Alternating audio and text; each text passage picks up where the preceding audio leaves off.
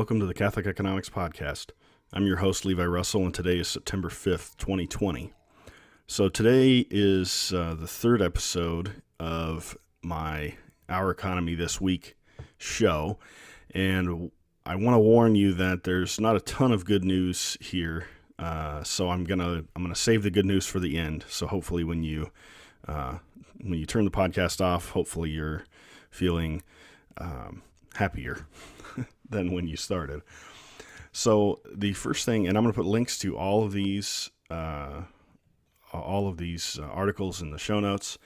And just a reminder, if you want to support the show, just sharing it is fantastic. I appreciate everyone's interest, and I appreciate you sharing it with other people. But if you want to contribute financially to the show, there's a Patreon and Subscribestar links, and also Anchor.fm will also support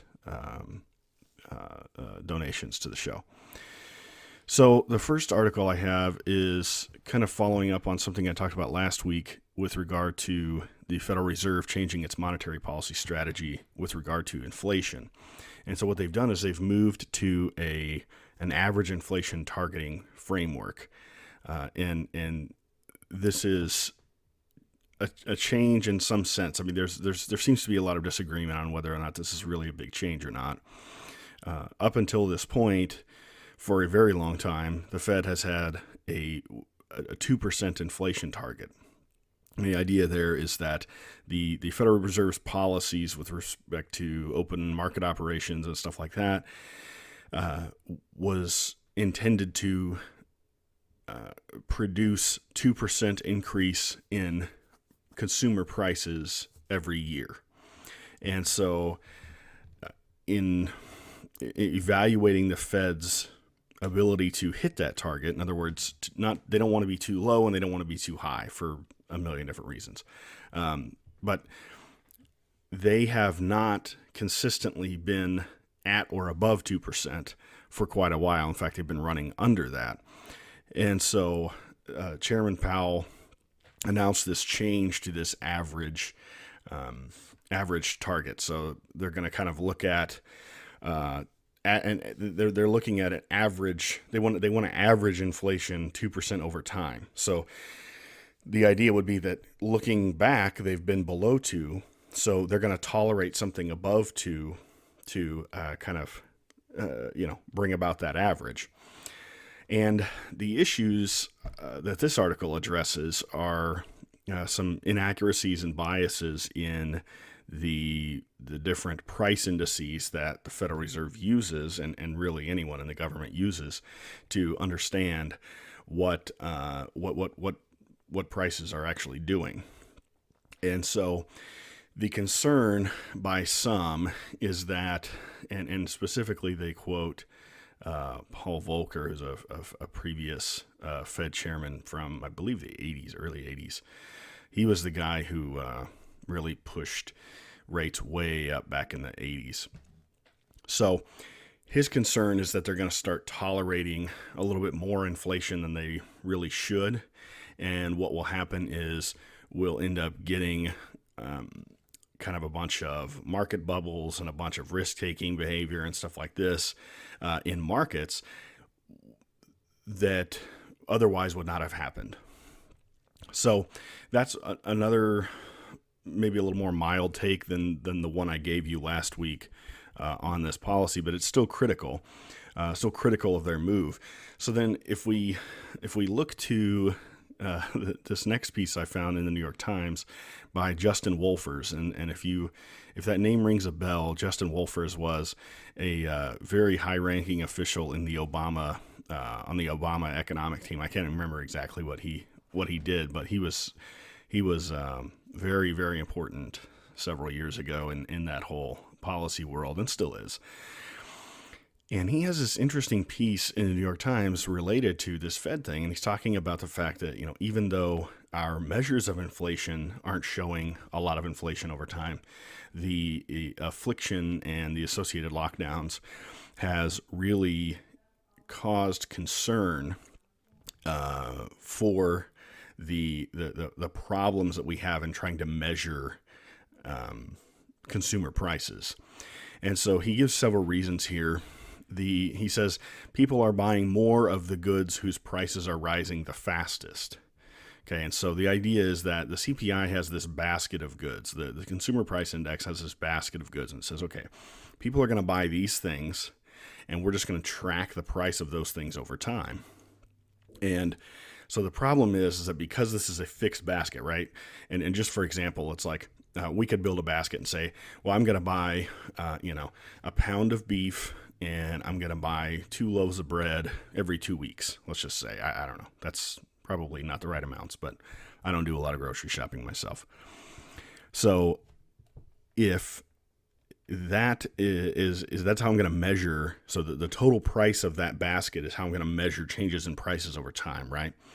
And if all of a sudden someone starts buying more beef than I have in the basket, then that's going to actually increase the error, right, between my basket, right? I'm always just measuring 1 pound of beef and 2 loaves of bread. Well, what if people change from buying, maybe they start buying 2 pounds of meat and 1 loaf of bread, right? Well, if the meat is the higher priced item in there, then me sticking with that same basket over time is going to cause problems for me trying to measure this accurately. And so he goes through some examples. And again, this as long as you agree to give the New York Times your email, you can read this article. He talks about the pandemic changing where and how people shop. So he talks about the fact that some people, and I mean he's talking about his own people with this whole Instacart thing. And I've never used Instacart. I don't know how much money you have to use Instacart, but he talks about Instacart being again this additional price on top of, he used to buy Cheerios at the store. Well, now he's using Instacart so he can stay at home. And okay, well, that's just an additional price premium for him. He also talks about the fact that people aren't shopping around as much, and so people aren't looking for those deals as much as they might have, or they're just sort of prizing convenience over cheaper options. Okay. And so in that sense, again, people might be buying these more premium type things because that's the thing they can get delivered, or that's the thing they can, if they can do all their shopping in this one store and this one trip, then they don't have to make as many trips. And so maybe certain items are more expensive when they do that trip. He also talks about, and this is a really interesting point here, he also talks about the quality of services going down. And so if you think about one of the things we have to do when we're correcting for the changes in quality and prices, right? So if a TV was $500 in 1995 and now it costs $150, okay, well, the price has declined, but really, what's also happened is the quality of that television has increased, right? The TV doesn't weigh 100 pounds anymore. It's got a better picture and all of this sort of thing. And so we try to adjust for the changes in quality over time and sort of subtract that out of the inflation indices. And it's called a hedonic adjustment. But the issue here is that where normally we expect the quality of goods and services to increase over time, at least, again, in a very Benthamite sort of way. And so I'm not, I'm certainly not trying to reduce all of our quality of life to stuff and how cool our stuff is, right? But the point is that you have to, if you're going to do this whole, inflation, consumer price index, method, then you're going to have to try to adjust for quality. Well, what he's saying is that all of a sudden over the last 6 months or so, the quality of a lot of things has gone down, right? So you're doing things over some kind of, Zoom or Skype or something, and maybe that makes it not as good, right? We're talking about especially education, right? Listen to my last episode earlier this week. It talks about, restaurants being a little more, a little less touchy-feely, a little less table service-y and all that stuff. So let's see. So he goes on to talk about variety decreasing. And so there's all these shortages of all this stuff, right? It was very hard to find bicycles, just anything containing a lot of steel. weird things like, stuff that we ship from other countries, all kinds of stuff. He gives a handful of examples here. But these things are just unavailable. And so what does that mean? Well, does that mean the price went to infinity? We can't really put that into a basket of goods, but it's like, is the fact that you can't get it at all, how do we include that in some kind of a price index? So then he argues, and at the end here, that the true inflation rate has risen because we've been overstating. Sometimes some of these effects in a normal time frame would overstate inflation, but now they're actually understating it. So we're actually getting more inflation than we normally would. So to continue on the train of bad news, I want to send you this, or I want to link to this Zero Hedge article talking about the decline in upward mobility in the U.S. And there's some great charts in here that kind of show the ability for people born during that era, that decade, to out-earn their parents. So, for instance, someone in the 50th income percentile, right? So right in the middle in terms of income. In 1940, there was a 93% chance that they were going to out-earn their parents. And every decade after that, it declines. And by the time we get to 1980, the decade of 1980s, so people like me, I was born in 1986, our chance, if we start out in the 50th percentile on income, then, so the median family, our chance of out-earning our parents is less than 50%. It's 45%. And this holds across the spectrum. So if you're in the bottom percentile on income, your chance of out-earning your parents has declined. Not as much, not as rapidly. And if you're in the top percentile, if you're in the top end of the income spectrum, and you start out up there, your chances of out-earning your parents have dropped dramatically. And he talks about, whoever this author is, again, this is Zero Hedge, so Tyler Durden is the author, right? Just anonymous person. Talks about stagnating wage growth as a culprit, and talking about the changes in the size of these different income classes. So there's two different ways you can do this, right? You can say you can split the population up into three groups, like he does in one of these charts with income distribution, and then show how many people are show how much income those groups have, right? So again, we've got fixed numbers of people in each group. How much has their income changed, right? And so what he shows there is that people, the upper third of the U.S., their income class, their share of the income has increased, whereas the share of income for the middle third of the U.S. has decreased, and the lower third has stayed about the same. So if you put that a different way and you say, okay, well, let's fix our income groups, right, and probably adjust for inflation, and see how many people are in these different income groups. And he's got 5 groups here. And what he shows is that it's the case, it's true, that the middle class has shrunk, that the lower middle class has shrunk. So the lower middle class is people with between $32,500 and $54,500 in annual income. Middle class is 54 to 108, and the upper middle class is 108 to 380. So the upper middle class has grown dramatically over time here, and the middle class has shrunk. And what's interesting, though, is that it's not growing as fast now as it has in the past. So the chart starts in 1967 and ends up in 2016. But I think one thing to think about here is that this certainly you can paint two pictures here, right? You can say, well, the middle class is declining. Or you can say, or on the flip side, you can say, well, the upper middle class is growing, right?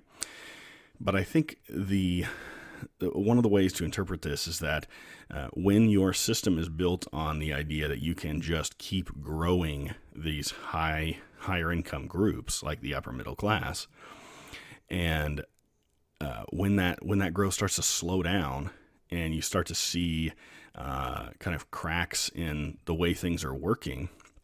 In other words, people are not going to just keep.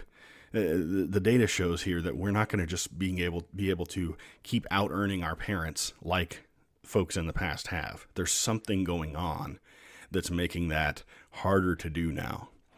And so I think that is a narrative you can build that makes a lot of sense given the data that we have in here. So that's an interesting piece to look at.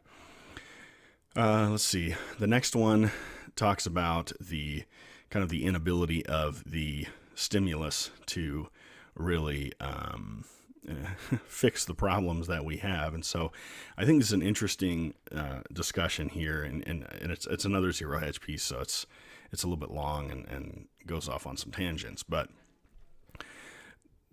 it tries to address this idea that the stock market is some kind of an indicator of what's going on and how bad or good things are. And I think there's certainly value in discussing that. And this particular piece talks about the fact that, the stock market is not an indicator of the health of the economy, right? The real economy is suffering massively. And especially when we're talking about employment and small businesses. And I talked about this last week. I think that what we're really seeing is a shift of wealth from Main Street to Wall Street. And this is just another piece that kind of repackages that same idea and gives you a little more detail. So definitely a good one to check out. And then let's see here, a piece from The Hill, a warning to Democrats. Small business owners are getting angry, very angry. So sort of heaped on top of the fact that the lockdown has crushed a lot of these small businesses. Now we have, the Democratic Party proxies running around looting and burning all these small business storefronts in major cities around the country.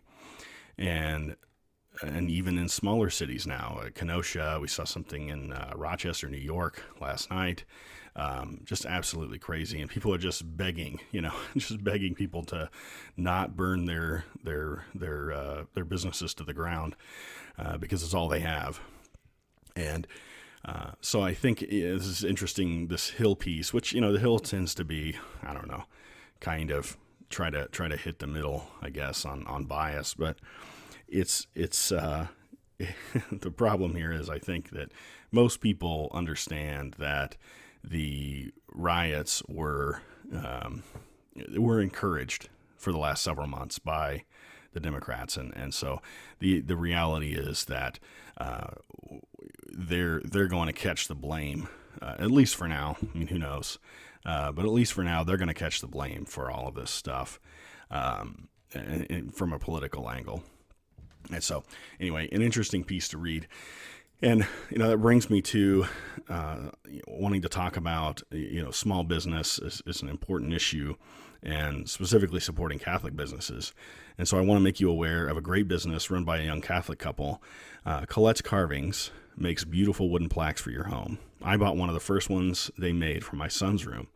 He's named after St. Francis Xavier, and Colette's Carvings did a masterful job making a custom wall hanging to honor his namesake. Their themes range from saints to custom family and nursery signs to holiday decor. Devotionals and decor from our home to yours. Check out Colette's Carvings on Etsy at the link in the show notes. And along with that, I want to mention the first issue of Social Justice Quarterly, which is the Leonine Institute's magazine. Colette's Carvings has an ad in there as well. Very generous of them to support the Institute and to support my podcast like this. So do check out, go to leoinstitute.org/Social Justice Quarterly, and I'll leave a link in the show notes, but go ahead and check that out. It's about 23 pages, I think, of some really good articles by some of the research associates at the Institute. I have a piece in there, and the theme for this issue is subsidiarity. So if you're interested in learning more about subsidiarity, and we've got articles on the history of it, we've got articles on implementing it, and we've got articles on what it means for other policy endeavors and stuff like that. So please do check that out. So let's see. Next up, we've got JPMorgan strategist says investors should get ready for Trump win. So I suppose this is the starting on the good news part, if you're in favor of the Trump win. So this JPMorgan guy's basically saying, this is a piece from the New York Post. This JPMorgan guy's basically saying that the polls are off because, again, he thinks this whole idea of a bias in the polls because people are unwilling to say that they're going to vote for Trump, right? And so this is reminiscent of 2016, but this is sort of the wins he's seeing, and the reason, according to the New York Post, that we're supposed to listen to this guy is that he's been very good at picking the market moves sort of associated with, we think, associated with the political movements in the U.S. And so anyway, short piece on that. And so it's just interesting. Of course, there's tons of people predicting that Trump's going to lose, and we have the Washington Post basically threatening us that if unless Joe Biden wins in a landslide, we're gonna the Antifa and BLM and all these groups are going to continue to burn cities and loot and all of this. So let's see. Another piece in the Motley Fool talked about Fiverr. And their stock jumped 29% last month. So if you've never heard of Fiverr, it's Fiverr and with 2 R's. And it's a freelancer marketplace kind of thing. It's this website where you can go on and you can offer your services, some small increment of a service for a low price, and it allows people to get maybe transcription services or graphic design services or something like that for really cheap.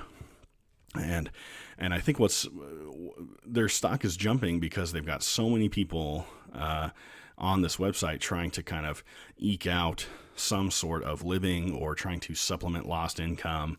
And so they're, it's this sort of gig thing, this gig economy, and they're trying to, they're apparently seeing some real success as far as their stock and the ability to get people to use their platform. So I'm not, I'm kind of negative on this. I don't think this is a good thing necessarily, but I at least think, for the short run, at least it's good that there is something for people to go to while we have deadlock on the second round of stimulus, and while the damage that's done to the real economy sort of makes itself known in furloughs and lost wages and stuff like that. At least there's something there to kind of bridge the gap for some people.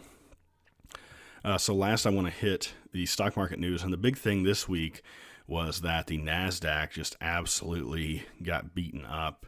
And worst week since March, says Yahoo Finance, as tech shares slide. And so, I'm certainly happy to see tech shares on the decline, especially if we're talking about the largest, what we call the FAANGs, right? It's Facebook, Apple, Amazon, Netflix, and Google.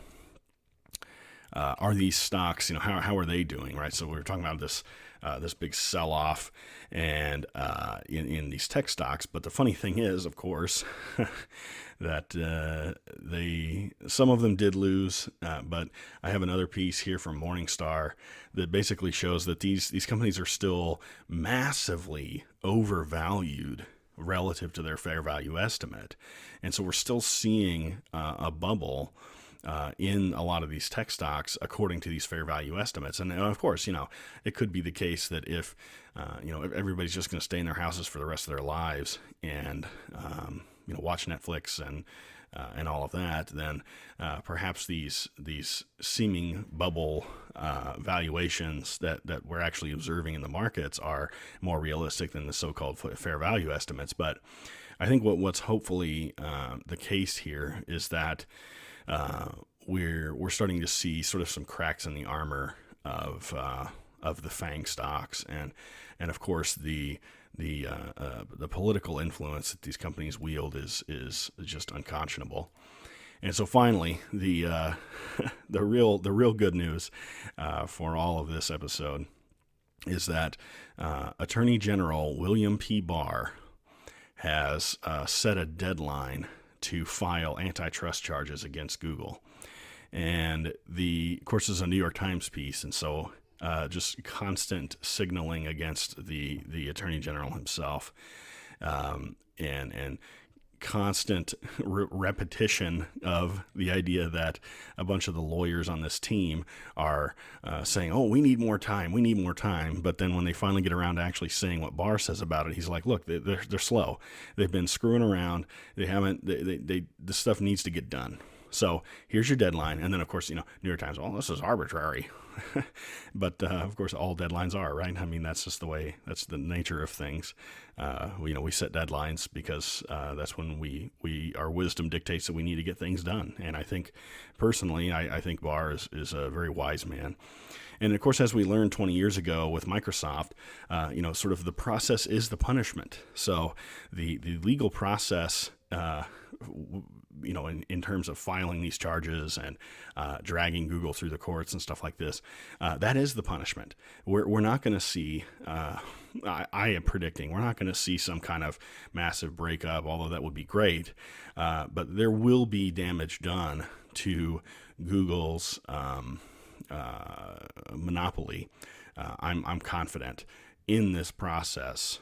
If it goes well, if Barr can really force the hand of these guys. And look, they keep talking about it here in New York Times, these career lawyers. And it's like, yeah, the career lawyers that have overseen the utter decline of antitrust enforcement over the last several decades. So, excuse me if I'm not interested in their career, right? I'm interested in somebody like Barr who has the wisdom and the fortitude to actually go after these guys. So we'll see what happens there, and I think that's probably enough to wrap up for this week. And I will see you again next week with my regular episode in the middle of the week and another Our Economy This Week on next weekend. Thanks for watching, and please do share. Appreciate all of your interest in economics from a Catholic perspective. As you know, we could use more voices on the traditionalist right, and one of the best ways to do that is with a podcast. I've been using Anchor.fm for this podcast and for another podcast for over a year, and I've really enjoyed it. It's free, and it allows me to upload clips and also to record and edit. It also disperses all of my podcasts to all the major platforms, including Apple Podcast and Spotify. It also allows me to monetize and to collect donations. It's everything you need to make a podcast in one place. If you want to join me in being a voice for the traditionalist right, download the free Anchor app or go to anchor.fm to get started.